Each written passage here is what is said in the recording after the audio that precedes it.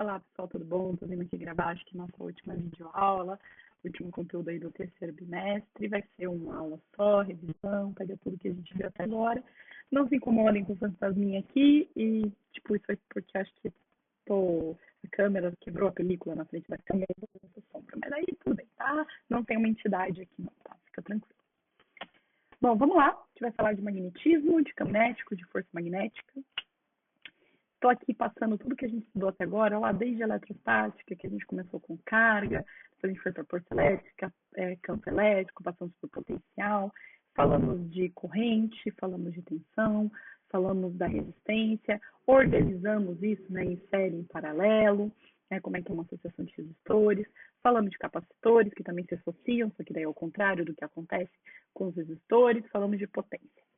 E aí chegamos ao último conteúdo, terceiro bimestre, magnetismo. Que é, assim, de uma maneira muito geral, assim, se você jogar no Google, a primeira coisa que vem é magnetismo é a propriedade de certos materiais atraírem ou repelirem objetos ferromagnéticos. E aí a gente foi estudar as propriedades mais importantes do magnetismo. Primeira delas, não existe monopolo magnético. O que significa isso? Se eu pego um ímã e quebro ele no meio, não fica polo norte, polo sul separados. Vai gerar dois ímãs com polo norte e polo sul, um pouquinho mais fracos, mas com os dois polos. Então não existe monopolo no sentido de mono não existe um polo magnético isolado. Às vezes isolar, isso talvez não seja uma verdade absoluta da natureza, mas para a prática do dia a dia é isso que a gente tem que saber. A gente também já sabe isso, porque olha, isso vocês sabem há muito tempo, mas a gente lembra que as forças entre polos magnéticos podem ser de atração e repulsão. Se forem polos iguais, eles se repelem, polos opostos se atraem. E sempre que a gente vai desenhar as linhas de campo magnético, a gente faz as linhas do norte entrando no sul. Elas saem do norte e entram no sul. E isso vale para a Terra, lembrando que na Terra o que a gente chama de polo magnético, polo norte, é o polo geográfico. O polo magnético da Terra está ao contrário. Então, a gente geralmente desenha o norte geográfico para cima, o sul magnético para baixo, o sul geográfico para baixo. O norte e sul magnéticos são diferentes. O norte magnético para baixo e o sul magnético para cima, inclinados pelo eixo de rotação da Terra, que são 23 graus e meio. Beleza? Fora isso, a gente aprendeu a falar o campo magnético em 3 elementos, assim. A gente pode ter o campo magnético no fio retilíneo, que vai depender o quê? Da constante de permeabilidade magnética, que é tipo esse estranho, né? O I, que é a corrente, 2π dividido por R, sendo R a distância até o fim.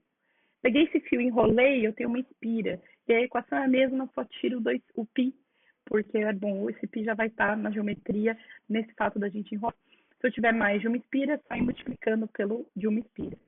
Aí agora eu peguei esse fio e não enrolei assim, fui colocando umas bobinas chatas. Agora eu, passei assim, fazendo tipo uma bolinha, eu tenho um solenoide, e aí agora a corrente depende do número de voltas que eu dei nesse solenoide e no comprimento dessa molinha que a gente construiu, conforme está escrito aí. Então, esse L é de comprimento, N do número de molinhas. E a constante aí magnética é 4π vezes 10 a menos 7 telosmetro por ampere. Não vamos esquecer que não precisa se preocupar em guardar esse número, toda constante, seja nas minhas provas, seja em vestibulares no geral, constantes assim a gente não guarda de cabeça. Né? E aí vem as regras, né? Então, para quando a gente fala em campo magnético, a gente usa a regra da mão direita. A gente aponta, né? Pega a nossa mão aqui, que a gente chama de regra do Papa, para onde está indo a corrente, porque a gente pode estar indo para cima e para baixo, e aí o dedão vai apontar onde está o campo magnético. Se ele está entrando, se ele está saindo do papel, você está vendo a pontinha dele. Então a gente desenha com um círculo, uma pontinha no meio. Se ele está entrando no papel, você está vendo a bundinha dele. Então a gente desenha com um xizinho, como se estivesse vendo a bolinha inteira. E por último, o último conteúdo que a gente tem é da força magnética, que é a força que sofre uma carga ou qualquer elemento ser colocado numa determinada velocidade num campo magnético. Para isso a gente usa a regra da mão esquerda. Sei que no exemplo do vídeo fica ruim, mas lembra, uma esquerda, gente. Aqui, se você é destro, que você não usa para nada. Força, campo, velocidade. Fui beijável vó. Isso é importante porque essa multiplicação não é uma multiplicação qualquer, é uma multiplicação vetorial. Eu tô gostando da sombra da minha mão que tá aparecendo aqui. Aqui. Mas enfim, ignora essa parte do vídeo. Bom, F de força, Q de carga, V de velocidade, sempre em metros por segundo, pelo amor de Deus. Aqui a gente só trabalha com o sistema internacional e o campo magnético medido em Tesla, ele mesmo, é uma homenagem. Beleza? Exemplos, eu tinha passado uma lista de exercício, eu cheguei a resolver em aula, mas eu vou resolver aqui gravado, como sempre, para vocês poderem reforçar. Então, o primeiro exemplo dá um fio retilíneo, longo, né? Se é fio, a gente usa a equação do fio, já fica com isso na cabeça. Percorrido por uma corrente elétrica, anotamos a corrente elétrica no sentido indicado pela figura, determina os campos magnéticos gerados por essas correntes, por essa correia, né, nos pontos P e Q. Então, ele quer as correntes no ponto P e Q, e da figura a gente tira. Está em centímetro, nunca usamos, já passei isso para metro, centímetro para metro, 100, divide por 100, já estamos em metro. E aí, anotei a corrente e só fiz a conta, ok? Então, vou deixar aqui na tela, revisa a conta, ideia que você volte, consiga fazer a conta sozinho e confira.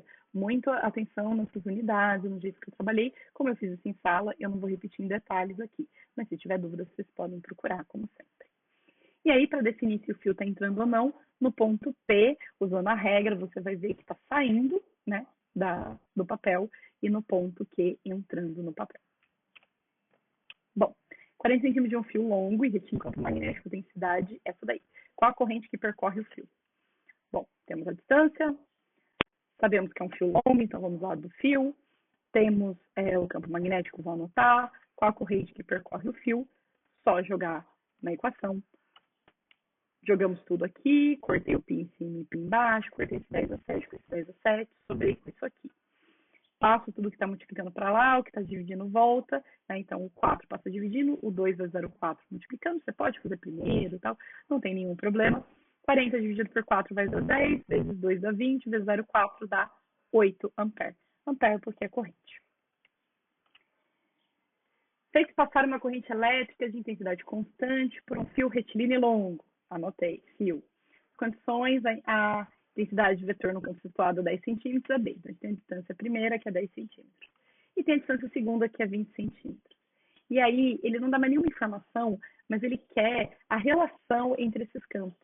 E aí, a gente vai olhar para a equação, ver que é uma equação linear, tá? E a gente vai lembrar que quanto mais perto do fio, mais alto o campo magnético, né? Então, se ele estava 10, agora ele está 20, o campo 1 tem que ser maior que o campo 2, porque ele está mais perto. E se ele estava 10, agora está 20, dobrou a distância, aqui pela metade. Então, o campo magnético 2 é metade do campo magnético 1. Só isso, só isso. Segundo, uma bobina chata, é formada por 100 espiras circulares, desde que ela não foi enrolada. Foi feito um fio, outro fio, grudou. Fio, grudou. Outro fio, grudou. Então, a gente usa da espira, só que agora são 100, então a gente multiplica por 100. De raio 0,2, olha que fofo, ele já deixou em unidades certas, deu a corrente, sabemos a constante, só jogar na equação, sem medo de ser feliz, fazendo a conta com calma. 4, 18 dá 32, dividido por 0,4 dá 80. Só que vezes 100, 8.000. Pi vezes 10 é menos 7. Vou tirar esses 3 zeros, né? 8.000, então tem 3 zeros a mais, eu posso cortar menos 7. Menos 7 mais 3, menos 4 peças. Ok? Bom, para os 5, são 8, tá? Chegamos na metade. Duas bobinas circulares concêntricas, vou para análise de raio 4. Anotei aqui, né? Se são bobinas, a gente usa da espira. 4 pm e 5 pm, a gente tinha visto pela figura que são espira, né? São percorridas pelas correntes. Anotei aqui. Sei a constante, determina a intensidade do vetor dentro. Então, vamos começar calculando cada um. Comecei com um, anotei, né? Então, anotei ali a constante, a corrente, coloquei tudo, quarto em cima, quarto embaixo. Chegamos num valor, 4 dividido por 2. Para o 2, vamos fazer a mesma coisa, quarto em cima, quarto embaixo. 4 vezes 24, dividido por 10, 2,4. Chegamos no outro valor. E aí, a gente vai usar a nossa regra para ver que a do 6, né? Então, a do 6 está fazendo assim, está saindo da folha e a está entrando na folha. E aí a gente, então a B2, que está escrito aqui, está escrito 4 e 6 no enunciado, na figura está 8 e 6, né? Vamos virar 4 e 6 no enunciado e paciência, tá bom? Bom, fazendo uma menos a outra, a gente chega em 2,4 vezes 10 a menos 7, menos 0,2 vezes 10 a menos 7. Aqui, qual que é a característica dela? Ela vai seguir o da maior, e o da maior, que é o B2, né, tá entrando no papel, então tá no papel. E muito cuidado, lembra que quando a gente faz subtração, a gente não corta o 10 a menos 7, é como se fosse um X da conta. Então é 2,4x menos 2x, 0,4x, no x do caso 10 a menos 7. 6. Um solenoide, vamos lá, equação do solenoide. 12 espiras, N igual a 12, comprimento 20, nem uso 20, já põe 0,2. Tem uma corrente de 6 amperes, qual o valor do campo magnético? Sem segredo, joga na equação, faz as continhas, né? Então, 4 vezes 2 é 48, vezes 6, dividido por 2, 1440 pi.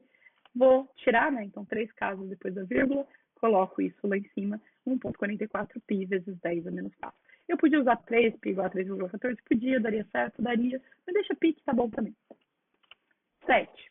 No interior de um solenoide, comprimento 16 centímetros, então solenoide, 16 centímetros, já pus em metros, registra-se um campo de indução, tá aqui o campo de indução, tá aqui a corrente, agora ele quer o N, a quantidade de espiras. Sem segredo, joga na equação, os valores certinhos, tem pi de um lado, tem pi do outro, corta, vou rearranjar isso aqui, né? Então, vou passar tudo que está multiplicando para lá, tudo que está dividindo. Então, 5 vezes 10 a menos 4, vezes 0,16, só separei a potência. 4 vezes 2 dá 32, separei a potência. Fiz a continha, 5 vezes 0,16 dá 0,8, dividido por 32, 0,025. 10 a menos 4, 10 a menos 7 em cima, o menos 7 passa para cima. Positivo, então fica menos 4, mais 7, mais 3. E aí é só fazer 0,025 vezes 1000, dá 25. Não tem unidade porque é quantidade de espiras, então só 25 mesmo é um número. E para fechar, a gente fez esse teste em sala. Na região da figura tem um campo magnético uniforme de indução B, 5 partículas são lançadas no ponto O, todas com velocidade V0. As partículas são próton, átomo neutro de sódio, elétron, deutério e o negativo de flúor. Lembrando que o deutério é o hidrogênio com um nêutron e um próton, então ele é positivo. Beleza? Tá aí o isótopo do hidrogênio. Tem com corzinhas e tal. Bom, vamos usar a regra da mão, né? SBV. Eu não olhem muito para minha mão, façam com vocês. Então, o campo. Fui beijar a vovó, força, campo, velocidade.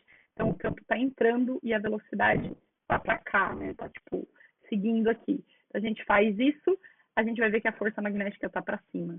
Sempre para o positivo, lembrando que isso vale para positivo. Então, as partículas positivas vão ser desviadas para cima, logicamente as negativas para baixo. Quem vai ser mais desviado? Quem for mais leve, né? A questão de você chutar uma caixinha pequena ou uma caixona. A caixinha pequena ela sai voando, uma caixona grande, o pé. Então, eu chutei o próton que é levinho, ele vai mais fácil. Então, 1 é um próton, o 2 é o deutério. Bom, não vai ser influenciado quem é neutro. E aí, aqui é a mesma lógica, né? Elétron é mais levinho que o íon de flúor. E aí, a gente tem a nossa questão aqui. Bom, é isso. Então, lembrar das propriedades magnéticas, questão da Terra. Não precisa guardar essas equações. Sempre vai dizer qual é a equação do fio, da espira, do solenoide. Lembrar esse negócio de entrando e saindo. A regra da mão direita para os casos de campo. E a regra da mão esquerda para a questão de força magnética. É isso. Bons estudos. Então, aí, resumido, nosso terceiro